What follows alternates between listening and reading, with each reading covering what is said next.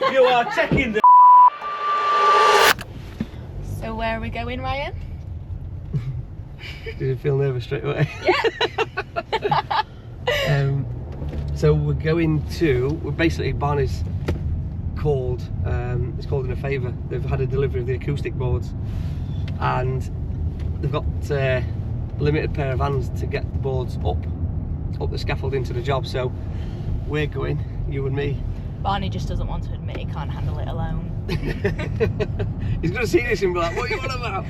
So yeah, we're going up basically to give him a chuck, get these boards up, but I may as well get a bit of context about his job. Yeah. We don't own this one, this is for a client, but it's a mid-terraced building and it's on a main road, busy main road actually, one of the main roads in Doncaster, and it's just had a fire, so the roof has had to fully come off on this job. Gosh, I bet it's cold in this weather. Yeah, safe to say no one lives in it now. But yeah, so it's had a fire and we stripped the roof off. That meant the nice gable wall was actually then at risk, so we've had to brace that obviously with scaffold, and you know, now we're obviously preparing to put the loft conversion in. Now obviously that means we've got steels to go in and things like that, but because it had a fire, not only did the roof go, the floors went as well, so we've had to replace the floors. Because it's a flat, it also means that the regulations have now changed as well. So yeah, we're going to just quickly give the lads a chuck. So, and I'm just here to look pretty. So Ryan, how long have you been on this job? Yeah, technically it's been my first working day. How long have Create been on the job? To be fair, it's only about a week in, so it's fairly new, this job.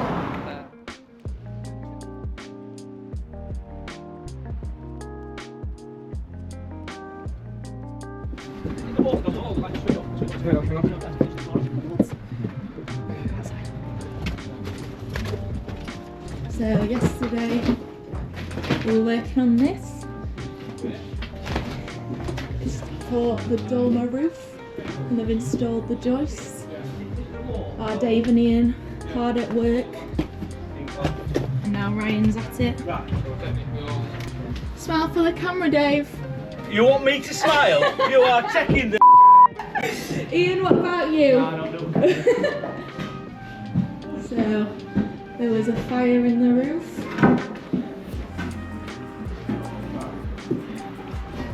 It's colder than being outside.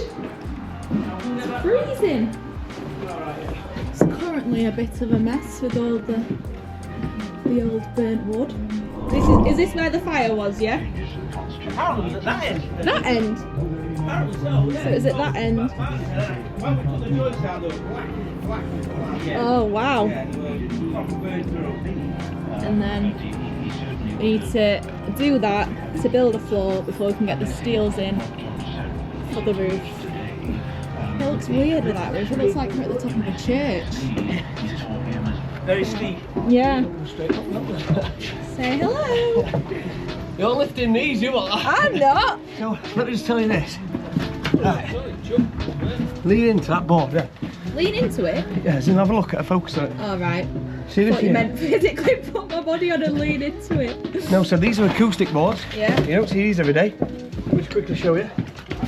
So that's obviously your KB deck board. That's going to go on top of these joists.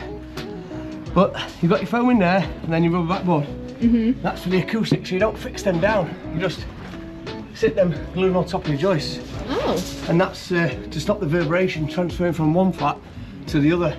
The difference is there's not many people who will go with a specification. They'll cheat. So when you're doing a flat conversion, your cowboy builders will, in fact, no, I hate that. There isn't a cowboy builder. I like cowboys and cowgirls. Yeah, so cowboys and cowgirls are separate. Yeah. Builders are separate. Yeah. You can't have a cowboy builder. No. You have a road builder. Yeah. Or a road cowboy. Yeah. Or girl. Did you enjoy that, Ryan? Gets me fit again, doesn't it? Keeps me on my toes. It's your blood pumping. We got called in on that job as a rescue. Oh, someone's pulling out. Road rage. We're just on way to Market Rasen, just to go and do the next valuation for the site. and see the lads and see how they're getting on with the current conditions, aren't we, Ryan? Yeah, the current conditions. The ice rink. Yeah, it's not been great, has it? The amount of water, standing water on site, has obviously increased significantly on the site, because obviously we reduced the levels down, so naturally closer to the water table. Over the festive period it has been icy, and that's iced over, but look, you know, we pivot, we move, the programme has changed. Instead of me giving my sort of opinion on this one, Sav, why don't you give us your thoughts on it? What do you think to the whole, what are you feeling about this valuation visit and the current situation? With the current situation, I think once we're out of the ground and beam and block and everything on, we should be fine. It's just getting to that point. We don't know how long that's going to take, and if the water's going to, like, if we're going to be able to pump enough out for them to start laying the blocks. I'm sure we will, because we've got a big pump there now, and the lads are hard at it. With the evaluation, I don't know, bit wary. What are you wary of? Well, last time we went, Tony, who does the valuation, was really lovely to our faces, really happy, agreed with everything we said, and then when you went off and sent the valuation to him, there was problems, delays, which then delayed funding, and then it had a knock-on effect to the whole project, really. So I'll be content if he sticks to what he says he's going to, and by the time he says he's going to do it. It was just so shocking. We did what we said we were going to do, and we got it to him Wednesday. I remember it was 10 p.m.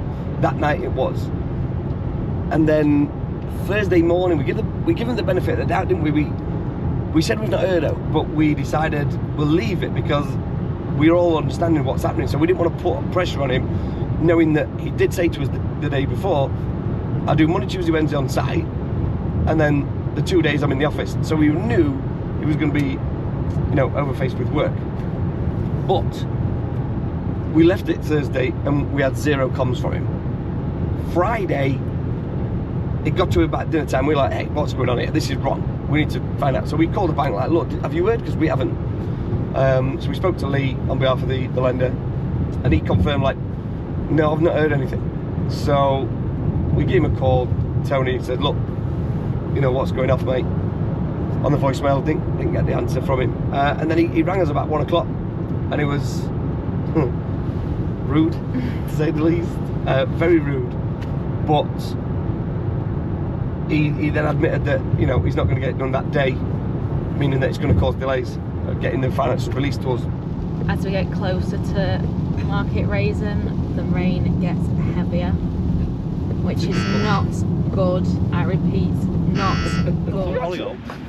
We really? You're at Hollyoaks? I used to love Hollyoaks. So I want to see that. Where there was a lot fitter, and I used to cycle a lot more, there was a scene where there was a story about that we were doing a Land's End to John O'Groats cycle ride. I want to do one of them. Have you done it? And this, no. But we had to be in this scene where we were part of the group who were doing it. Yeah. Oh, I couldn't believe, right? They must have took this same shot about 7 times. I thought it'd be like bang bang. It was like filming, you know, Apocalypse Now. So many different shots. Start again. And I was in loads of shots, but all that was made of me was that. Trek Factory Racing shirt. That was it. Oh, So from the bank's perspective, how do you feel now when you look at the site compared to one originally where we said we were going to be? We've had this little bit of, not tiff, but scenario with Tony, and now we've got these kind of weather things. What's your sort of like thought process and your vibe of it all now? Is it still positive? Has it been effective? yeah, I mean, from my point of view, from the first time we had a chat when I was in the London office, we had that Zoom call. I felt really positive about the whole thing, about you guys, particularly when we've spoken and met for the first time. Very, very positive, to the point where we've even said to the bank and other people within the bank, portfolio managers, we need to keep these are the type of clients that we want, who are transparent, they're going to deliver what they said they're going to deliver, they're going to deliver it in time. Listen, we know things happen, weather events, you can't do anything about that. Can't control it. It is what it is.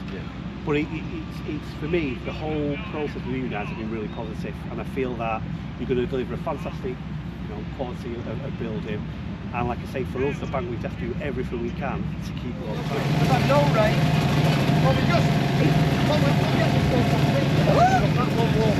Sorry for the shaky filming. I'm currently deep in mud, but they're deep in water. They've come through. Hey Brucey! You cannot leave tomorrow. Hey Brucey! Are we going? Look, are you enjoying it?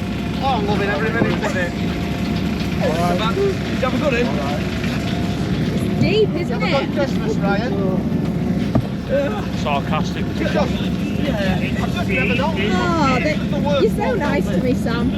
This was the worst one. You said that through me, I just like, you know, like, Do you like the mud? You fall over. For all you older, grey-haired people who like their Christmas specials, if you turn the camera around, you will notice just around the corner from this job what this end house is. I will give you 5 points to the first person who knows what that shop is. What TV programme is this? Just around the corner from that job that we're doing there. I don't have a Scooby. 5 points to the winner. It is a very, very well-known TV programme, British TV programme, and that's it. Comment below if you know which one I'm talking about. So we're meeting with our Steve today over at one of our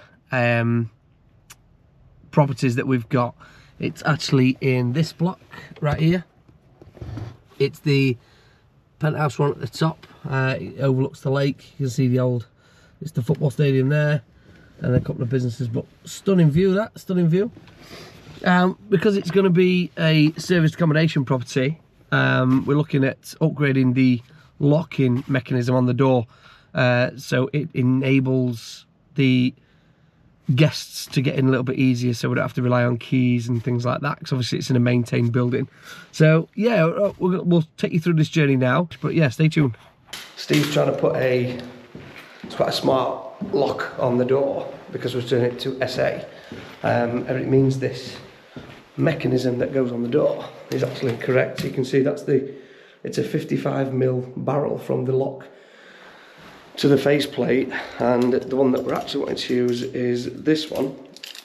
It's 32mm, but that one, you can see the deadbolt there at the bottom. The idea of that is that it makes it more safe for the guest, but then it's easy access. So the lock that we're putting on, rather than it having a key, it will have it operates through Wi-Fi for us, so we could talk to the lock via the app. But guests will get then a unique code for them to enter, so every time they come they just need to put a code in, and that will automatically grant them access. And then to get out, hit the key, and there we go. So I'm now off to the merchant to see if we can get the mechanism, and fingers crossed I'll have this swapped over today, all fully working.